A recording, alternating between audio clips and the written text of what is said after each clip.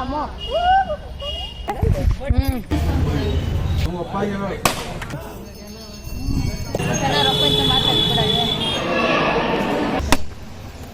Hello ನಮಸ್ಕಾರ, welcome back to my YouTube channel. ಎಲ್ಲರೂ ಹೇಗಿದ್ದೀರಾ? ಎಲ್ಲರೂ ಚೆನ್ನಾಗಿರ್ತೀರಾ ಅಂತ ಭಾವಿಸ್ತೀನಿ. ನಾನು ಕೂಡ ತುಂಬಾ ಚೆನ್ನಾಗಿದ್ದೀನಿ. ಆ್ಯಂಡ್ ಇವತ್ತು ನಾನು ಮಾರ್ನಿಂಗ್ ಎದ್ದ ತಕ್ಷಣ ಇಂಟ್ರೋ ತೊಗೊಳ್ಳೋದೇ ಮರ್ತೋದೆ, ಹಂಗಾಗಿ ಈಗ ಸ್ಟಾರ್ಟ್ ಮಾಡ್ತಾ ಇದ್ದೀನಿ. ಅಂದರೆ ಲೈಕ್ ಸ್ಟಾರ್ಟಿಂಗ್ ವಿಡಿಯೋನ ಈಗ ಮಾಡ್ಕೊಳ್ತಾ ಇದ್ದೀನಿ. ಸೊ ಇವತ್ತು ಏನಪ್ಪ ಅಂದರೆ ನಮ್ಮ ಮನೆ ದೇವರ ದರ್ಶನ. ಅಂದರೆ ಮನೆ ದೇವರ ದರ್ಶನ ಅಂದರೆ ನಾರ್ಮಲಾಗಿ ದರ್ಶನ ಅಲ್ಲ. ಸೊ ನಮ್ಮದೇನು ಕೆಲವೊಂದು ಅರ್ಕೆಗಳಿತ್ತು. ಸೊ ದಟ್ ಅದನ್ನು ಅರ್ಕೆ ತೀರ್ಸೋಕ್ಕಂತ ನಾವು ಮನೆ ದೇವಸ್ಥಾನಕ್ಕೆ ಬಂದಿದ್ದೀವಿ. ಸೊ ಮನೆ ದೇವ್ರಿಗೆ ದರ್ಶನ ಮಾಡೋಕ್ಕೆ ಅರ್ಕೆ ತೀರ್ಸೋಕ್ಕೆ ಅಂತ ಬಂದಿದ್ದೀವಿ. ಇದು ತುಂಬ ದಿನಗಳ ಹಿಂದೆಯಿಂದ ನಮ್ಮದು ಒಂದು ಅರ್ಕೆ ಇತ್ತು. ಲೈಕ್ ಒಂದು ನಮ್ಮ ಹೊಲದಲ್ಲಿ ಏನೋ ಒಂದು ಲೈಕ್ ಬಂದಿರೋಂಥ ದುಡ್ಡನ್ನ ಹಂಗೆ ಎತ್ತಿ ಇಟ್ಟಿದ್ವಿ. ಸೊ ಹಂಗಾಗಿ ನಾವು ಆ ಒಂದು ದುಡ್ಡನ್ನು ಬಳಸ್ಕೊಂಡು ಲೈಕ್ ಊಟ ಅರೇಂಜ್ ಮಾಡಿರೋದು ಆಗಿರ್ಬೋದು, ಊಟ ಹಾಕ್ಸೋದಾಗಿರ್ಬೋದು, ದೇವ್ರಿಗೆ ಲೈಕ್ ಕಣ್ಣು ಕೊಡೋದಾಗಿರ್ಬೋದು, ಇದನ್ನೆಲ್ಲವನ್ನು ಆ ದುಡ್ಡಲ್ಲಿ ಮಾಡಬೇಕು ಅಂತ ಒಂದು ಟೈಮಿಂಗ್ ದುಡ್ಡನ್ನ ಹಾಗೆ ಎತ್ತಿಟ್ಟಿದ್ವಿ. ತುಂಬ ಡಿಲೇ ಆಗ್ತಾಯಿತ್ತು, ಯಾಕೆಂದರೆ ಮಾಡೋಕ್ಕೆ ಆಗ್ತಾನೆ ಇರಲಿಲ್ಲ. ತುಂಬ ದಿನಗಳಿಂದ ಮಾಡಬೇಕು ಒಂದು ಆ ದುಡ್ಡು ಹಾಗೆ ಇತ್ತು. ಸೊ ಹಂಗಾಗಿ ಲೈಕ್ ಇವತ್ತು ಕಾಲ ಕೂಡ ಬಂದಿದೆ ಅದಕ್ಕೆ ಅಂತಲೇ ಹೇಳ್ಬೋದು. ಲೈಕ್ ಎಲ್ಲರೂ ಇವತ್ತಿಂದ ಎಲ್ಲ ಒಳ್ಳೇದಾಗುತ್ತೆ, ದೇವರೆಲ್ಲ ಒಳ್ಳೇದು ಮಾಡ್ತಾರೆ ಅಂತ ಅಂದ್ಕೊಂಡಿದ್ದೀನಿ. ಏನೇ ತಪ್ಪು ನೆಪ್ಪು ಏನೇ ಇದ್ದರೂ ಹೊಟ್ಟೆಗೆ ಹಾಕ್ಕೊಂಡು ಇವತ್ತಿಂದ ಒಂದು ಒಳ್ಳೇದು ಮಾಡಲಿ ಅಂತ ಕೇಳ್ಕೊತಾ ಈ ಒಂದು ವಿಡಿಯೋನ, ಈ ಒಂದು ಡೇನ ಸ್ಟಾರ್ಟ್ ಮಾಡ್ತಾ ಇದ್ದೀನಿ. ಸೊ ಯಾವ ರೀತಿ ಹೋಗುತ್ತೆ ಅನ್ನೋದನ್ನ ನಾನು ಕಂಪ್ಲೀಟಾಗಿ ವಿಡಿಯೋನ ಶೇರ್ ಮಾಡ್ತೀನಿ. ನಮ್ಮ ಮನೆ ದೇವರಾಗಿರ್ಬೋದು, ನಮ್ಮ ಹರಕೆಗಳಾಗಿರ್ಬೋದು, ಸೊ ಎಲ್ಲವನ್ನು ತುಂಬ ಫ್ಯಾಮಿಲಿ ಜೊತೆ ಬಂದಿದ್ದೀವಿ. ತುಂಬಾ ಫನ್ನಾಗಿರುತ್ತೆ, ಹಾಗೆ ತುಂಬ ಚೆನ್ನಾಗಿರುತ್ತೆ ಅಂತ ನಾನು ಭಾವಿಸ್ತೀನಿ. ನಿಮ್ಮೆಲ್ರಿಗೂ ಇಷ್ಟ ಆಗುತ್ತೆ ಅಂತ ಕೂಡ ಭಾವಿಸ್ತೀನಿ. ಸೊ ನಿಮ್ಮೆಲ್ರಿಗೂ ಇಷ್ಟ ಆದರೆ ಲೈಕ್ ಮಾಡಿ, ಕಮೆಂಟ್ ಮಾಡಿ, ಶೇರ್ ಮಾಡಿ, ಹಾಗೆ subscribe to my YouTube channel. So ಬನ್ನಿ ವಿಡಿಯೋನ ಕಂಟಿನ್ಯೂ ಮಾಡೋಣ. ಸೊ ಫೈನಲ್ ಆಗಿ ನಮ್ಮ ಮನೆ ದೇವ್ರ ಹತ್ರ ನಾವು ರೀಚ್ ಆಗಾಯಿತು. ನಮ್ಮ ಮನೆ ದೇವರ ದರ್ಶನ ಮಾಡೋಕ್ಕೂ ಮುಂಚೆ ನಾವಿಲ್ಲಿ ಗಂಗಮ್ಮನ ಪೂಜೆ ಮಾಡುವಂಥದ್ದು. ನಾವು ಯಾವತ್ತೇ ಹೋಗಲಿ ನಮ್ಮ ಮನೆ ದೇವ್ರ ದರ್ಶನ ಮಾಡೋಕ್ಕೆ ಮೊದಲೇದಾಗಿ ಈ ಗಂಗಮ್ಮನ ಕೊಳ ಹತ್ರ ಬಂದು ನಾವು ಗಂಗಮ್ಮನ ಪೂಜೆ ಮಾಡಿಕೊಂಡು ತದನಂತರ ನಾವು ಮುಂದಿನ ಕಾರ್ಯಗಳನ್ನು ಮಾಡುವಂಥದ್ದು. ಇಲ್ಲಿ ನಡೆಸ್ಕೊ ಬಂದಿರುವಂಥ ಪದ್ಧತಿಗಳು ಇವು ಅಂತಲೇ ಹೇಳ್ಬೋದು. ನಾವು ಯಾವುದೇ ಆಗಲಿ ಸಡನ್ನಾಗಿ ಹೋದ ತಕ್ಷಣವೇ ನಾವು ಮನೆ ದೇವ್ರನ್ನ ದರ್ಶನ ಮಾಡಲ್ಲ. ಇಲ್ಲಿ ಬಂದವರೆಲ್ಲನೂ ಈ ರೀತಿ ಗಂಗಮ್ಮನ ಪೂಜೆ ಎಲ್ಲ ಮಾಡಿಕೊಂಡು ಇಲ್ಲಿ ಎಡೆ ಎಲ್ಲ ಬಿಟ್ಟು ಗಂಗಮ್ಮನಿಗೆ ನೀರೊಳಗೆ, ಸೊ ಈ ಥರದ್ದೆಲ್ಲನೂ ಒಂದಷ್ಟು ಪದ್ಧತಿಗಳಿದೆ. ಸೊ ಅದನ್ನೆಲ್ಲ ಮಾಡಿಕೊಂಡು ನಾವು ಕೂಡ ಈಗ ದೇವಸ್ಥಾನಕ್ಕೆ ಓಡಬೇಕು. ಹಾಗೆ ಇಲ್ಲಿ ಗಂಗಮ್ಮನ ಈ ಒಂದು ಕೊಳದ ಹತ್ರ ನೀರನ್ನು ಹಾಕ್ಕೊಂಡು ತಲೆ ಮೇಲಿಂದ ಒಂದು ಬಿನ್ಗೆ ನೀರು ಹಾಕ್ಕೊಂಡು ಹೆಜ್ಜೆ ನಮಸ್ಕಾರ ಕೂಡ ದೇವಸ್ಥಾನದ ತನಕ ಹೆಜ್ಜೆ ನಮಸ್ಕಾರ ಮಾಡಿಕೊಂಡು ಹೋಗೋದು, ಈ ಥರ ಎಲ್ಲ ಕೆಲವೊಂದು ಪದ್ಧತಿಗಳಿದೆ. ಲೈಕ್ ಅವ್ರು ಏನು ಅಂದ್ಕೊಂಡಿರ್ತಾರೆ ನೋಡಿ ಅದನ್ನು ಮಾಡ್ತಾರೆ. ಸೊ ನಾವೇನು ಆ ಥರ ಮಾಡಲಿಲ್ಲ. ಜಸ್ಟ್ ನನಗೆ ಮಾತ್ರ ಸ್ವಲ್ಪ ನೀರು ಅಲ್ಲ ಹಾಕಿ ಆ ಥರ ಕರ್ಕೊಂಡು ಹೋದ್ರು ನಮ್ಮ ಮನೇಲಿ. ಸೊ ಅಷ್ಟೇ.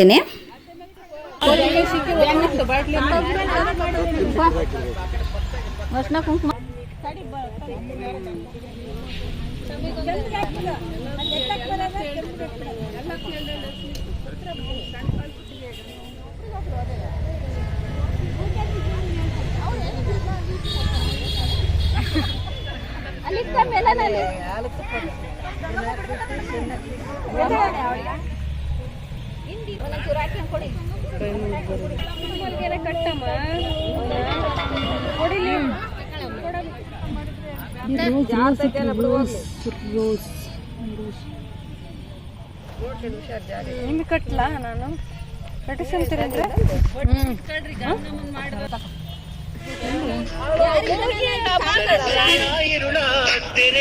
ಕಾಪಿ ರೇಟ್ಸ್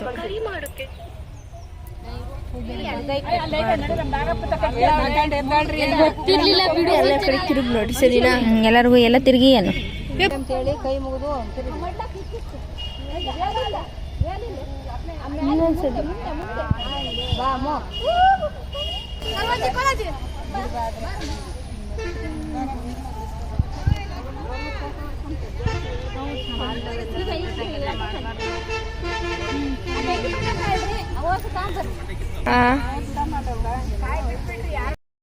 ಸೊ ಫೈನಲ್ ಆಗಿ ನಾವು ಗಂಗಮ್ಮನ ಎಲ್ಲ ಮಾಡಿದಾಯಿತು. ಅಲ್ಲಿಂದ ನಾವು ಬಂದಿದ್ದು ನಾಗರ ಪೂಜೆ ಮಾಡಲಿಕ್ಕೆ ಅಂತ.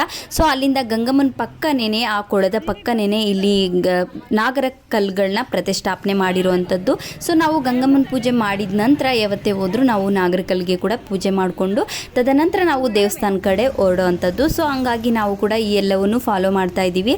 ಅದರಲ್ಲೂ ನಾವು ಮಾರ್ನಿಂಗ್ ಗಂಗಮ್ಮನ ಮಾಡೋದು ಮಾರ್ನಿಂಗ್ ಟೈಮು ಲೈಕ್ 10 ಗಂಟೆ ಒಳಗೆ ತಂಪು ಹೊತ್ತಲ್ಲಿ ಅಂತ ಏನು ಹೇಳ್ತೀವಿ ಮಾಡ್ತೀವಿ ನೋಡಿ, ತಂಪೊತ್ತಲ್ಲೇ ಗಂಗಮ್ಮನ ಮಾಡಬೇಕು ಅಂತ ಹೇಳ್ತಾರೆ. ಸೊ ಹಂಗಾಗಿ ನಾವು ಕೂಡ ಮಾರ್ನಿಂಗ್ ಬೇಗನೆ ಹೋಗಿದ್ರಿಂದ ನಾವು ಕೂಡ ಬೇಗನೆ ಟೈಮ್ ಆಗೋಷ್ಟರಲ್ಲಿ ಗಂಗಮ್ಮನ ಪೂಜೆ, ನಾಗಪ್ಪನ ಪೂಜೆ ಎಲ್ಲನೂ ಮಾಡ್ಕೊಂಡು ಹೋಗಬೇಕು ಅನ್ನೋ ಕಾರಣಕ್ಕೆ ಫಟಾಫಟ್ ಅಂತ ನಾವು ಕೂಡ ಗಂಗಮ್ಮನ ಪೂಜೆ, ನಾಗಪ್ಪನ ಪೂಜೆ ಎಲ್ಲನೂ ಮಾಡ್ತಾ ಇದ್ದೀವಿ. ಈಗ ಇದೆಲ್ಲ ಮುಗಿಸ್ಕೊಂಡು ನಾವು ದೇವಸ್ಥಾನ ಕಡೆ ಹೊರಡಬೇಕು.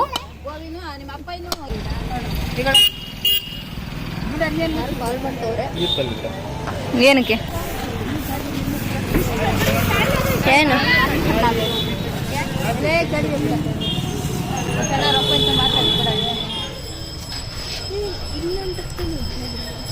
ರಾಶಿಕರನ್ ಬರ್ದಿರ್ತಾರೆ. ಸೊ ಇವತ್ತು ನೋಡ್ತಾ ಇರ್ಬೋದು ನನ್ನ ಜೊತೆ ಇನ್ಸ್ಟಾ ಕ್ವೀನ್ ಸಿಂಚು, ಹಾಗೆ ಎಲ್ಲರೂ ಇದ್ದಾರೆ, ನಮ್ಮ ಮಕ್ಕಳು, ಫ್ಯಾಮಿಲಿ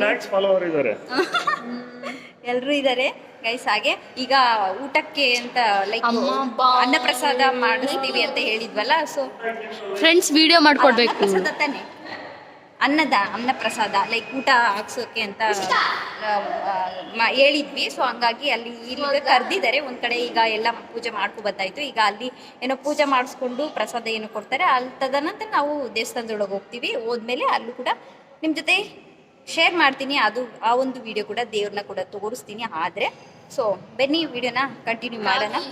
ಎಲ್ಲ ನೋಡ್ಕೊಂಡ್ರಿ ಅನ್ಸುತ್ತೆ ನಮ್ಮ ಚೌಟ್ರಿ ಎಲ್ಲನ. ಬರ್ರಿ, ಯಾಕೆ ಅಲ್ಲಿ ಕೂತಿದ್ದಾರೆ ಅವರು? ಸೊ ನಾಗಪ್ಪನ ಪೂಜೆ ಎಲ್ಲ ಮಾಡ್ಕೊಂಡು ಬಂದಿದ್ದಾಯಿತು, ನೋಡಿದ್ರಿ ನೀವೇ. ಸೊ ಹಾಗೆ ನಾವಿಲ್ಲಿ ಮುಂಚಿತನೇ ಅನ್ನಪ್ರಸಾದ ಮಾಡಿಸ್ತೀವಿ ಅಂತ ಹೇಳಿದ್ದೆ ವಿಡಿಯೋದಲ್ಲಿ, ಸ್ಟಾರ್ಟಿಂಗಲ್ಲೇ ಹೇಳಿದ್ದೆ. ಸೊ ಹಾಗೆ ಈಗ ಅನ್ನಪ್ರಸಾದ ಮಾಡಿಸೋಕ್ಕೆ ನಾವು ಮುಂಚಿತನೇ ಕಾಲ್ ಮಾಡಿಕೊಂಡು ಲೈಕ್ ಅಮೌಂಟ್ ಎಲ್ಲ ಪೇ ಮಾಡಿದ್ವಿ. ಸೊ ಹಂಗಾಗಿ ಅವರು ಒಂದು ಡೇಟ್ನ ಕೊಡ್ತಾರೆ ಇವತ್ತಿನ ದಿನ ಅಂತ. ಸೊ ನಮಗೆ ಇವತ್ತು ಕೊಟ್ಟಿರೋ ಕಾರಣ ನಾವು ಕೂಡ ಇವತ್ತು ಬಂದಿದ್ವಿ. ಸೊ ಇದು ನಮ್ಮ ದೇವಸ್ಥಾನದಲ್ಲೇ ಆದಂಥ ಚೌಟ್ರಿ ಕೂಡ ಇದೆ. ಇದು ಊಟದ ಹಾಲ್ ಅಂತಲೇ ಹೇಳ್ಬೋದು. ಸೊ ರೆಗ್ಯುಲರ್ ಆಗಿ ಇಲ್ಲಿ ಅನ್ನಪ್ರಸಾದ ನಡೀತಾ ಇರುತ್ತೆ, ಅನ್ನದಾನ ಮಾಡ್ತಾನೆ ಇರ್ತಾರೆ. ಯಾರಾದರೂ ಭಕ್ತಾದಿಗಳು ಈ ರೀತಿ ಹಾಕಿಸ್ತಾನೆ ಇರ್ತಾರೆ. ಹಾಗೆ ಟ್ರಸ್ಟ್ ಕಡೆಯಿಂದನೂ ಕೂಡ ರೆಗ್ಯುಲರ್ ಆಗಿ ಪ್ರಸಾದ ಎಲ್ಲ ಇರುತ್ತೆ. ಸೊ ಹಾಗೆ ಯಾರೆಲ್ಲ ಪೇ ಮಾಡಿ ಕೊಟ್ಟಿರ್ತಾರೆ ನೋಡಿ ಅಮೌಂಟ್ನ, ಅವರನ್ನು ಕೂಡ ಕರೆದು ನಮಗೆ ಇಲ್ಲಿ ನೀವು ನಿಮ್ಮ ಕೈಯಿಂದ ಪೂಜೆ ಮಾಡಿ ಅಂತ ದೇವ್ ಫೋಟೋಕ್ಕಾಗಿರ್ಬೋದು, ಹಾಗೆ ಆ ಒಂದು ಮಾಡಿರುವಂಥ ಅಡುಗೆ ಎಲ್ಲನೂ ಇಟ್ಟು, ಪ್ರಸಾದ ಎಲ್ಲ ಇಟ್ಟು ಕೂಡ ನಮ್ಮ ಕೈಯಿಂದನೇ ಪೂಜೆಯನ್ನು ಮಾಡಿಸುವಂಥದ್ದು. ಸೊ ಹಾಗೆ ನಮಗೂ ಕೂಡ ಕರೆದಿದ್ರು. ನಾವು ಕೂಡ ಹೋಗಿ ಪೂಜೆನ ಮುಗಿಸ್ಕೊಂಡು ತದನಂತರ ನಾವು ಬಂದಿದ್ದು ಚೌಡೇಶ್ವರಿ ತಾಯಿ ದರ್ಶನ ಮಾಡಲಿಕ್ಕೆ ಅಂತ. ಸೊ ದೇವಸ್ಥಾನದ ಒಳಗೆ ಹೋಗೋಕೆ ಮುಂಚೆ ಚೌಡೇಶ್ವರಿ ತಾಯಿ ದರ್ಶನ ಮಾಡಿಕೊಂಡು ಆಮೇಲೆ ದೇವಸ್ಥಾನದೊಳಗೆ ಹೋಗ್ತಾರೆ ಅನ್ನೋ ಪದ್ಧತಿ ಕೂಡ ಇದೆ. ಸೊ ಅದೇ ರೀತಿ ನಾವು ಕೂಡ ಫಸ್ಟ್ ಇಲ್ಲಿಗೆ ಚೌಡೇಶ್ವರಿ ತಾಯಿ ದರ್ಶನ ಮಾಡಿಕೊಂಡು ಆ ತಾಯಿಗೂ ಕೂಡ ನಾವು ಮಡ್ಲಕ್ಕಿ ಆಗಿರ್ಬೋದು, ಸಾರಿ ಆಗಿರ್ಬೋದು, ಹೂನಾರ ಪ್ರತಿಯೊಂದು ಎಲ್ಲನೂ ತೊಗೊಂಡು ಬಂದಿದ್ವಿ. ಹಾಗೆ ಇಲ್ಲಿ ಚೌಡೇಶ್ವರಿ ಅಮ್ಮನವ್ರ ಹತ್ರ ನಾವು ಹೆಸರು ಬೇಳೆ ಕೂಡ ಹಂಚ್ತೀವಿ ಅಂತ ಅಂದ್ಕೊಂಡಿದ್ವಿ. ಹಾಗೆ ಹೆಸರು ಬೇಳೆ ಕೂಡ ತೊಗೊಂಡು ಬಂದಿದ್ವಿ. ಅದಕ್ಕೂ ಕೂಡ ಪೂಜೆ ಮಾಡಿಸ್ಕೊಂಡು ನಾವು ಕೂಡ ಪೂಜೆ ಎಲ್ಲ ಮಾಡಿಸಿ ನಾವು ಕೂಡ ದರ್ಶನ ಮಾಡಿಕೊಂಡು ಪ್ರಸಾದ ತಗೊಂಡು ಹಾಗೆ ಮಂಗಳಾರತಿ ಎಲ್ಲ ತಗೊಂಡು ಹಾಗೆ ತಗೊಂಡು ಬಂದಿದ್ದಂಥ ಹೆಸರು ಬೇಳೆ ಎಲ್ಲವನ್ನು ರೆಡಿ ಮಾಡಿ ಸೊ ಅಲ್ಲೇ ಚೌಡೇಶ್ವರಿ ತಾಯಿ ಮುಂದೆನೆ ಎಲ್ಲ ಬಂದಿರುವಂಥ ಭಕ್ತಾದಿಗಳಿಗೆ ಪ್ರಸಾದನ ಹಂಚ್ತಾ ಇದ್ದೆ. ಸೊ ಅದೇ ರೀತಿ ಪ್ರಸಾದನ ಹಂಚಿ ನಾವು ತದನಂತರ ದೇವಸ್ಥಾನದೊಳಗೆ ಹೋಗುವಂಥದ್ದು.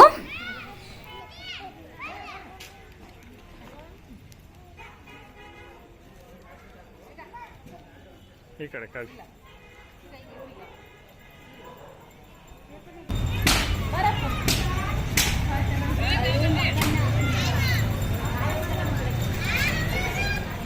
ಸೊ ಫೈನಲ್ ಆಗಿ ನೋಡ್ತಾ ಇರ್ಬೋದು ದೇವಸ್ಥಾನದ ಒಳಗಡೆ ಬಂದಾಯಿತು. ಈಗ ನಮ್ಮ ಮನೆ ದೇವರ ದರ್ಶನ ಕೂಡ ಮಾಡ್ಕೊಳ್ತಾ ಇದ್ದೀವಿ. ಸೊ ಇಲ್ಲಿ ಕೂಡ ದೇವ್ರಿಗೆ ಮುಂಚೆನೇ ಹೇಳಿದ್ದೆ ನಾನು, ದೇವ್ರಿಗೆ ಕಣ್ಣು ಅದೆಲ್ಲನೂ ಮಾಡಿಸ್ಕೊಂಡು ಬಂದಿದ್ದೀವಿ ಅಂತ. ಸೊ ಅದನ್ನು ಕೂಡ ಇಲ್ಲಿ ಕೊಡಬೇಕಾಗತ್ತೆ. ಹಾಗಾಗಿ ದೇವಸ್ಥಾನಕ್ಕೆ ನಾವು ದರ್ಶನ ಮಾಡಿಕೊಂಡು ನಾವು ಮಾಡಿಸಿರುವಂಥ ಕಣ್ಣನ್ನೆಲ್ಲ ಕೊಟ್ಟು ಸೊ ಹಾಗೆ ಇದಕ್ಕಂತ ಲೈಕ್ ಕಸ್ಟಮೈಸ್ ಆಗಿ ಹಾರ ಕೂಡ ಮಾಡಿಸ್ಕೊಂಡು ಬಂದಿದ್ವಿ. ಸೊ ದೊಡ್ಡದಾಗಿ ಸೊ ಅದನ್ನು ಕೂಡ ಎಲ್ಲ ಕೊಟ್ಟು ಪ್ರಸಾದ ಎಲ್ಲ ಅವರು ಕೂಡ ನಮಗೆ ಪ್ರಸಾದನ ಸ್ಪೆಷಲ್ ಆಗಿ ಪ್ರಸಾದ ಎಲ್ಲ ಪೂಜೆ ಮಾಡಿ ಕೊಡ್ತಾರೆ. ಸೊ ಬಾಕ್ಸ್ ಮನೆಗೆ ತಗೊಂಡೋಗ್ಲಿಕ್ಕೆ ಅಂತ.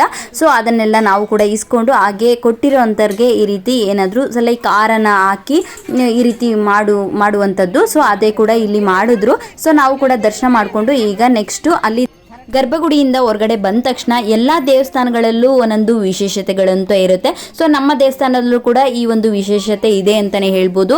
ಈಗ ಈ ಒಂದು ಕಲ್ಲನ್ನು ಎತ್ತುವಂಥ ವಿಶೇಷತೆ ಅಂತಲೇ ಹೇಳ್ಬೋದು. ನಮ್ಮ ಕೆಲಸ ಆಗುತ್ತಾ ಅಂತ ಹೇಳಿದ್ರೆ ಕಲ್ಲು ಈಸಿಯಾಗಿ ಹೂವಿನ ಥರ ಬಾ ಮೇಲ್ಕೆ ಅಂತ ಹೇಳ್ಕೊಂಡು, ಆಗಲ್ಲ ಅಂದರೆ ಲೈಕ್ ಭಾರವಾಗಿ ಅಲ್ಲೇ ಇರು ಅನ್ನೋವಂಥದ್ದು ಮನಸ್ಸಲ್ಲಿ ಕೇಳಿಕೊಂಡು ಈ ರೀತಿ ಕಲ್ಲನ್ನು ಎತ್ತುವಂಥದ್ದು ಇಲ್ಲಿ ಕೂಡ ಒಂದು ವಿಶೇಷತೆ ಇದೆ ಅಂತಲೇ ಹೇಳ್ಬೋದು. ಅದನ್ನು ಕೂಡ ನಾವು ಕೂಡ ನಮ್ಮ ಕೋರಿಕೆಗಳನ್ನು ನಮ್ಮ ಮನಸ್ಸಲ್ಲಿ ಅಂದ್ಕೊಂಡು ಇದಾಗುತ್ತಾ ಆಗಲ್ವಾ ಅನ್ನೋ ಮಾತಿಗೆ ನಾವು ಕೂಡ ಕೇಳ್ತಾ ಇದ್ವಿ. ಈಗ ನಾನು ನಂಬಿದ ನೀವು ಹೌದು, ಅದು ನಾನು 9 ಸತಿ ಎತ್ತಿದ್ದೆ ಬಂದಾಗ. ಅದು ನಮ್ಮ ಯಜಮಾನರು ಎತ್ತಿದ್ರು ಗನವಾಗ ಆಗಿ ಬಂದಾಗ ತೂಕನ ಬರುತ್ತೆ ಆಗಲ್ಲ ಅಂದ್ರೆ, ಇಲ್ಲ ಅಂದ್ರೆ ಒಗರು ಬಿಡ್ತಾರೆ. ಈಗ ಎದ್ದೇಳಲೇ ಇಲ್ಲ ಇಲ್ಲ ಎದ್ದೇಳಿಲ್ಲ. ಇನ್ನೊಂದು ಕೈ